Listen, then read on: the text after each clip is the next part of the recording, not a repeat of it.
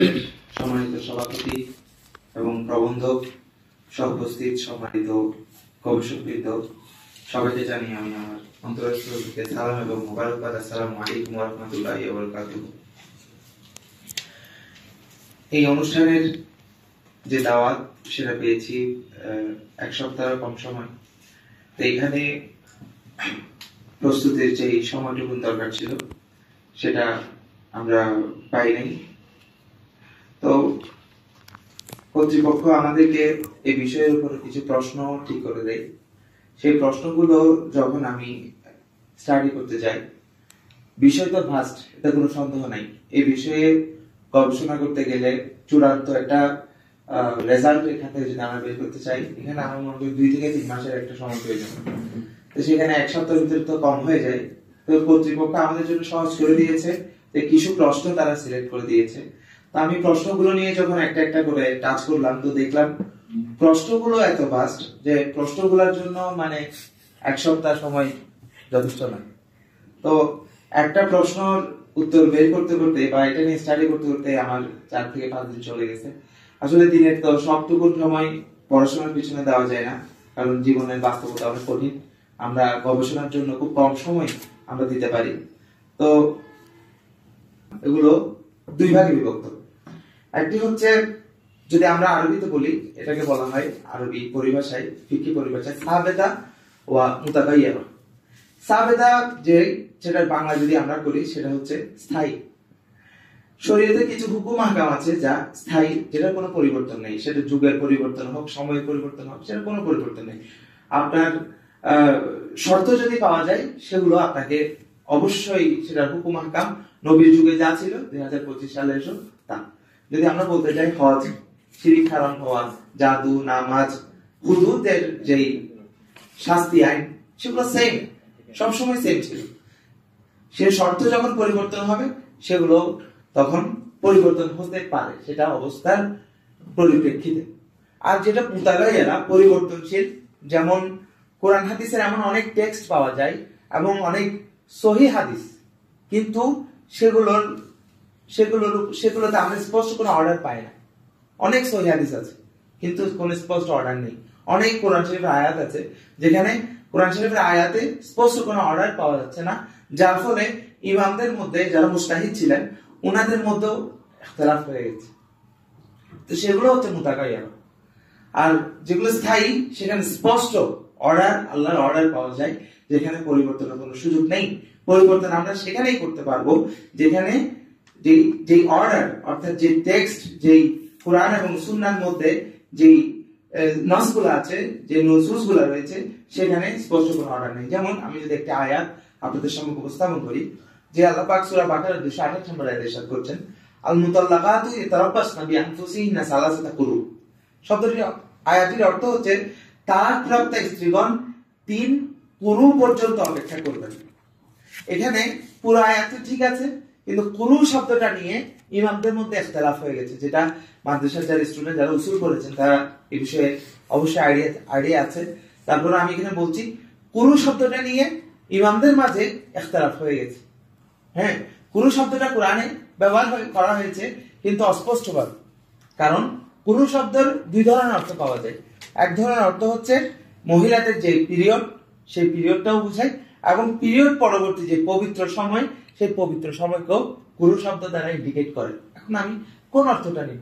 কোরআন তো সেটা আমাকে কি করে নেই, ক্লিয়ার করে নেই।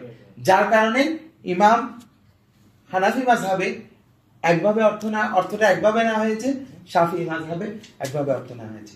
এই যে কোরআন শরীফের যে এই নুসুসগুলোর মধ্যে যে অস্পষ্ট যে নুসুসগুলো রয়েছে, এখানে ইমাম এগুলোর যে এখান থেকে হুকুম আহকাম বের করতে, এখান থেকে মাসালা বের করতে গিয়ে যে ইমামদের মধ্যে পরিবর্তনশীল মতভিন্নতা আমরা দেখতে পাচ্ছি, এই মতভিন্নতা আমাদেরকে আঙ্গুল দিয়ে দেখিয়ে দেয় যে যুগের পরিবর্তনে বা সময়ের পরিবর্তনে বা ব্যক্তির পরিবর্তনেও মাসালার ভিন্নতা হতে পারে। কারণ ইসলামী শরীয়তের মধ্যে যে উসুলগুলোর উপর যে আমরা মূলনীতিগুলো রয়েছে, যে মূলনীতির মধ্যে একটি গুরুত্বপূর্ণ মূলনীতি হচ্ছে লা ইউনকিরু তাগাইয়ুরুল আহকামি বিতাগয়িরিল আজমান, অর্থাৎ সময়ের পরিবর্তনে বিধান পরিবর্তনের প্রসঙ্গকে অস্বীকার করা যায় না। অর্থাৎ ক্ষেত্র বিশেষে সময়ের পরিবর্তনে বিধান পরিবর্তন হতে পারে। যেমন আল্লাহ রাসূল সাল্লাল্লাহু আলাইহি ওয়াসাল্লামের যুগে নামাজের মসজিদে যখন জামাত হতো তখন মহিলারা কিন্তু স্বতঃস্ফূর্তভাবে তারা জামাতে অংশগ্রহণ করত। আমরা যদি 600-700 বছর আগে ফিকহের কিতাবগুলো যদি আমরা একটু আলোচনা করি, আমি কুতুরির কথা বলবো, সেখানে যে আপনি নামাজের যে নিয়মের কাতারের আলোচনা আছে সেখানে দেখবেন যে মহিলাদের কাতার কোথায় হবে সেটা নিয়েও কি আছে, ডিসকাশন আছে। তার মানে এটা ইন্ডিকেট করে যে সে যুগে কিন্তু মহিলারা নামাজ কোথায় পড়তো, মসজিদে পড়তো এবং শেষ কাতারে তারা নামাজ আদায় করতো। তাহলে বুঝা যাচ্ছে যে মসজিদে না মহিলারা মসজিদে যাওয়াটা ভ্যালিড ছিল, কিন্তু এখন আমরা বলছি মহিলারা মসজিদে যেতে পারবে না। এবং শুধু তাই নয়, হযরত আমাদের আয়েশা সিদ্দিকা রাদিয়াল্লাহু তাআলা আনহার একটা কওল, একটা বক্তব্য আমরা এই সূত্রে পাই। তিনি বলেন, লাউ আন্না রাসূলুল্লাহি সাল্লাল্লাহু আলাইহি ওয়াসাল্লাম রাআ মা আহদাসান নিসাউ লামানাহুন্নাল মাসজিদা কামা মুনিআত নিসাউ বনি ইসরাঈল। হযরত আমাদের আয়েশা সিদ্দিকা রাদিয়াল্লাহু তাআলা আনহা বলেন, এটি সহিহ মুসলিম শরীফের সালাত অধ্যায়ের মধ্যে এই বক্তব্যটি নিয়ে এসেছেন ইমাম মুসলিম রাদিয়াল্লাহু তাআলা। তিনি আমাদের আয়েশা সিদ্দিকা রাদিয়াল্লাহু তাআলা বলেন, যদি রাসূল পাক সাল্লাল্লাহু আলাইহি ওয়াসাল্লাম মহিলাদের এই নিত্য নতুন কর্মকাণ্ড যদি দেখতেন তাহলে তিনি অবশ্যই তাদেরকে মসজিদে যেতে বারণ করতেন। তার মানে রাসূল পাক সাল্লাল্লাহু আলাইহি ওয়াসাল্লামের যুগে মসজিদে যেতে মহিলাদেরকে কি করা হয়নি, বারণ করা হয়নি। যদি বারণ করা হতো আমাদের আয়েশা সিদ্দিকা রাদিয়াল্লাহু তাআলা আনহা এই বক্তব্য দিতেন না। আমাদের আয়েশা সিদ্দিকা বলছেন, যদি রাসূল পাক সাল্লাল্লাহু আলাইহি ওয়াসাল্লাম এই যুগের মহিলাদের নতুন কর্মকাণ্ডগুলো দেখতেন তাহলে রাসূল পাক সাল্লাল্লাহু আলাইহি ওয়াসাল্লাম তাদেরকে মসজিদে যেতে নিষেধ করতেন, যেভাবে বনি ইসরাইলের মহিলাদেরকে মসজিদে যেতে নিষেধ করা হতো। এছাড়া স্থানকাল সময়ের ব্যবধানে আমরা ইমামদের মধ্যে ইখতিলাফ দেখতে পাই। যে দেখেন এখানে যে আমাদের আয়েশা সিদ্দিকা রাদিয়াল্লাহু তাআলা সরাসরি রাসূল পাকের সাথে ইখতিলাফ করেছে। রাসূল পাক সাল্লাল্লাহু আলাইহি ওয়াসাল্লাম অর্ডার করেন নাই, তিনি বলেছেন রাসূল পাক সাল্লাল্লাহু আলাইহি ওয়াসাল্লাম যদি দেখতেন তাহলে অর্ডার করতে পারতেন বা অর্ডার করতেন। আমাদের আয়েশা সিদ্দিকা রাদিয়াল্লাহু তাআলা আনহা কি এই রাসূল পাক এটা এই কমন এই সেন্সটা কি এটা কি চিন্তা আসে নাই? রাসূল পাক সাল্লাল্লাহু আলাইহি ওয়াসাল্লাম যেটা অর্ডার দেন নাই সেটা নিয়ে আমি কিভাবে কথা বলবো?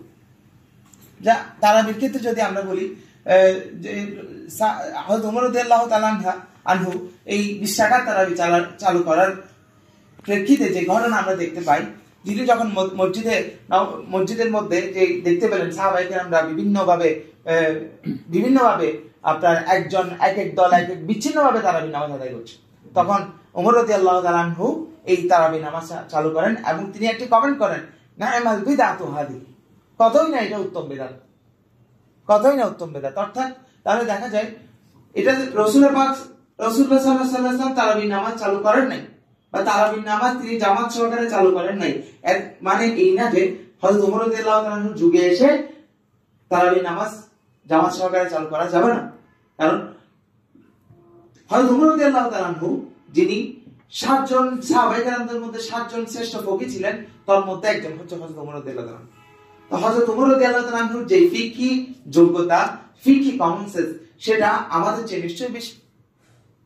অথচ রাসূল ওমর রাদিয়াল্লাহু রাসূল পাক সাল্লাল্লাহু আলাইহি ওয়াসাল্লাম জামাত চালু করেন নাই, হযরত ওমর রাদিয়াল্লাহু তাআলা আনহু চালু করেছেন।